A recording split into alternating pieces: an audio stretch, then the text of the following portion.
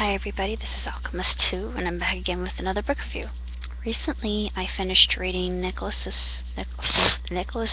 Sparks, The Longest Ride, and it's got a lot of drama and suspense and heart-rending scenarios, and it's all about interconnectivity between people and the links that we all share as human beings, and how much romance can change our lives, or just love in general. And it's really quite a remarkable love story, and it's probably one of my favorite Nicholas Sparks books, other than The Guardian, which I thought is one of my ultimate favorites. This is written in a similar way to The Notebook or The Guardian, and I have to say that's probably one of Nicholas's achievements. I give the book itself 2 thumbs up and 5 stars.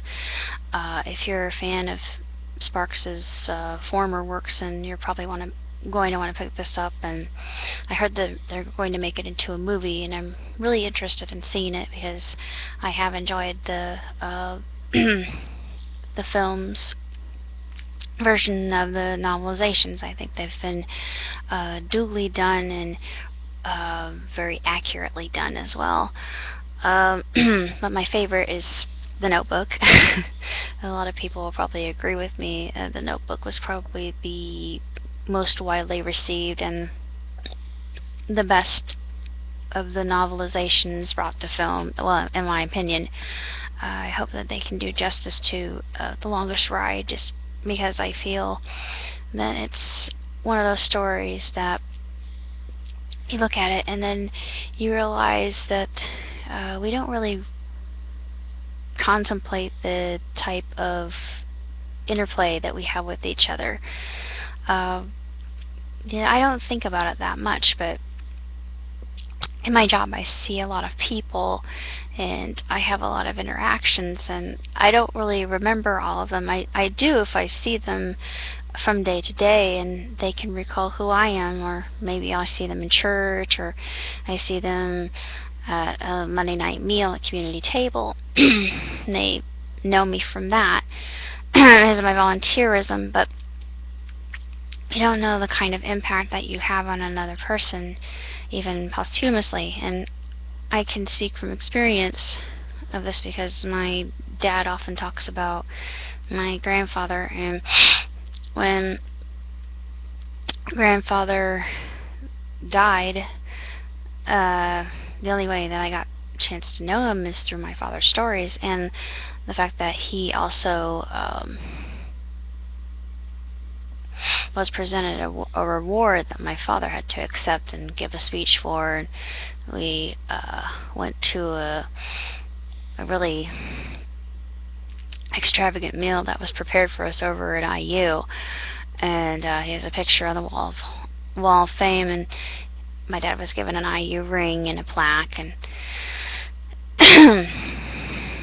the painting is still there, and it's just, I always thought that it was very flattering to see my grandfather's picture, as well as hearing all these great stories behind the man I never knew, but I feel like I do know him through my father's stories, and my dad is a spitting image of my grandfather.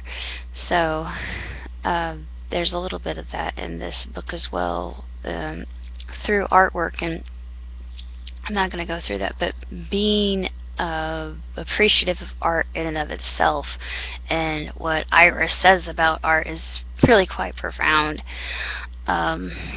He was quoting, I think it was Pablo Picasso. Yeah, I think it's Pablo Picasso that he quotes, and what Picasso actually says about art is very deep. I love all the different characters involved in this romantic novel, and the love story that's presented. It's one of those opposites attract sort of instances, and I feel like this happens more often than not, and a lot of people say, oh, it'll never work, they're like night and day, and oftentimes that's what happens, and it just is something that is um, the ultimate element, the one element that we can't quite comprehend, but it's all around us. It surrounds us in everything that we say, do, feel, and touch, and it exists in so many different forms. But I think my favorite form of love is probably friendship. I just love, I adore friendship. I think friendship is very powerful. I feel that it is something that unites us as a species and makes us better. Agape is part of it, and agape actually goes even deeper than friendship. If you go into the Bible and you read about Jonathan and David, and Jonathan actually loved David more than his own soul. He loved him as a brother. And Jonathan was the son of Saul, who was anointed king by Samuel. And Saul made his own decisions, and the prophet Samuel said, well, he made a prophecy to him by ripping Saul's cloak and saying to him, well, since you have disobeyed the tenets and creeds and dictates of God, your kingdom will be so divided from you. And, well, he lost the kingdom. Long story short, David was anointed, and Saul hated him. He hunted him down, tried to get him killed. And Jonathan, despite his father's wishes, did his best to keep him holed up so his own father couldn't destroy him. But I can't remember. I think it's either First Kings or Second Kings that it says that Jonathan loved David more than he loved his own soul. But that's agape. That is love without boundaries, love with no strings attached. And there is some agape spoken of in this book, and just there's a miraculous happening with Ira. And I'm not going to really talk that much about it because, like I said, there are lots of things that happen in this book that are just really quite sensational and phenomenal and just stellar as far as I'm concerned. And it's just such an uplifting book, and had I had just a chance to sit down and read it, I would have gotten through it much quicker because it's only 300 some pages, and that to me is just a day's reading at the most. Amongst other things, I was going to give you a little bit of an update. Dad and I found another home that we're looking into. It's a little bit pricier than what we would like, but it's a nicer home and it's newly renovated, so yeah, it looks like it could be very promising, so fingers crossed. I'm still in the process of viewing Shikabane Hime, which I'm absolutely adoring, by the way. It's creepy as heck, but I really, really like it. I will do a review of it after I'm done with it. I picked up this strange DVD that I found in Walmart. I was very surprised. It's by the creators of Red vs. Blue, which I absolutely love. My friend Joshua Davis got me into that series. I would play Halo back in the day, and it was basically a spoof of Halo.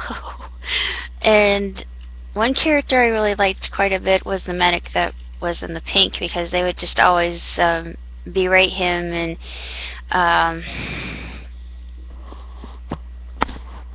castrate him verbally, and I just felt so sad for the guy. I thought, dude, just because he wears pink, it doesn't mean that he's a panty waist.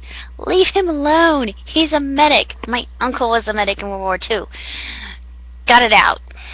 Anyway, I should have stayed that, but it's called RWBY, and it's basically a web series that they did that I knew nothing about, and I thought, I'm gonna look into that, and I'm sure I'm gonna love it. If it's by the creators of Red versus Blue, I know I'm gonna really savor every bit of it. I'll be watching We Without Wings, season 1, which is created by the producers of Shuffle, which, strangely enough, I really enjoyed Shuffle. Shuffle is a lot like To Love Ru, which a lot of people would kind of consider semi hentai. It's not really hentai. It's more ecchi than anything else. There are some there's some scenes that could be considered near hentai like, but it's really not. It's not hentai at all. It's just ecchi, and there's a lot of fan service, and it's actually very touching when you get into it later on. It plays out more like a romantic comedy, like Rosario Vampire, which is another one of my favorites. I like the manga, and I like the anime. I watched that a long time ago, and I don't know how many episodes there were. I'm not sure how it ever ended. I'd love to know how the series ends. I wish I knew. I have one more DVD of Ruby Gloom, which is it's called I Love to Rock, and I'll be reviewing that. I'm also currently reading Wicked, the novelization of Wicked by Gregory Maguire. It's actually an omnibus. I guess you could call it an omnibus, but it's 2 stories. You've got Wicked and Son of a Witch, and a man becomes a lion was the 3rd book, or something like that. I forget what it's called. It's something about the Cowardly Lion, but that book was never put in the omnibus, so that's not part of the book itself, but it's a really nicely bound book. It's embossed, and it's got a really absolutely stunningly beautiful cover, and I'm really enjoying it so far. It's really quite entertaining, and I feel so sorry for Elphaba, but I'll definitely do a review of that later. Planning on putting up Too Stuffed, which is basically a parody of Too Much by Dave Mathis Band. That'll be in time for Thanksgiving. I'm gonna do a parody of Demons by Imagine Dragons. I think everybody who's been checking my Twitter knows about this parody. It's kind of odd that I would be doing a Christmas song based on a song about demons, but the lyrics are about snowflakes, so I'm really looking forward to writing it, because I always have enjoyed parodizing popular songs and making them into Christmas songs. I think it's really suitable since we've got this front coming in and we've got snow on the way, and I knew it. I knew it as soon as I saw that big blanket of cumulonimbus clouds, and I thought, that does not bide well. And I feel it in my bones, so I know it's going to be a bad one. Hopefully my psychic sense is a little bit off and it's not so bad as I think it's going to be. Hopefully I'm completely wrong. But, let's see. I'll be working all this week. I'm not really going to have Thanksgiving per se, but a friend of mine's going to be coming over and delivering us Thanksgiving dinner. I should say not giving us, but well, actually is, out of the generosity of his own heart. Not really sure what else to say other than what I've told you, and I'm writing quite a bit. I'm still writing Le Chevalier Technologique, which basically translated means the technological knights, or I call it the Techno Knights of New Avalon. That's the kind of vulgar translation. And then I got the story called Glitter Fun Time with Glamra that I'm going to be writing in the future, not too far. It's just going to be a fun story about this children's TV show, very girly TV show by the name of it. It kind of sounds like My Little Pony Friendship is Magic. I kind of got that title from Gem and the Holograms and stuff like that. But it's your typical kid show for girls, and they're looking for local talent. And this one guy, he's just totally desperate to get his big break, and he finds it in that show, and he doesn't know what he's getting into, and he kind of wishes that he didn't when he sees that it's just so totally effeminate and oh so very pink and frilly. And then he meets everybody that's part of the cast, and they're all total babes. So he just goes completely gaga, and the main actress and they fall in love, and his friends want him to make him their wingman, so to speak. So it's gonna be a lot of fun to write. And Danielle versus Donatello. Oh my lord, I've been having so much fun writing this script. This is the funniest thing I've written in a long time. There's a Super Soaker scene that, oh my lord, it's just absolute hysteria. I mean, when I was writing it, I thought, oh, poor Danielle. Oh, I feel for the girl. You can't help but feel bad for her. It's just so funny. Oh, it's hysterical. It's so comical. It's also tragic, but she finds love in that too. It's kind of more of a rivalry equals hot passionate romance. So this has been fun to write too. I'm going to be writing a sci-fi story in the future called Prima Regis, which basically means first royalty or first king.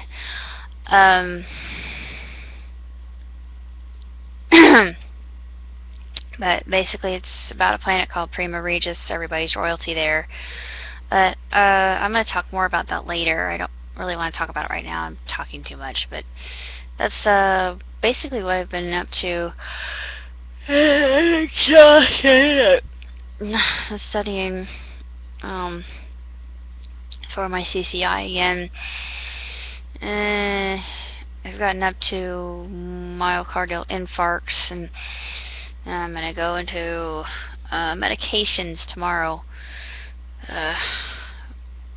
Refurbish my knowledge on that, because we really didn't go over medications too much in my class, and they really didn't ask that too much in the test itself. But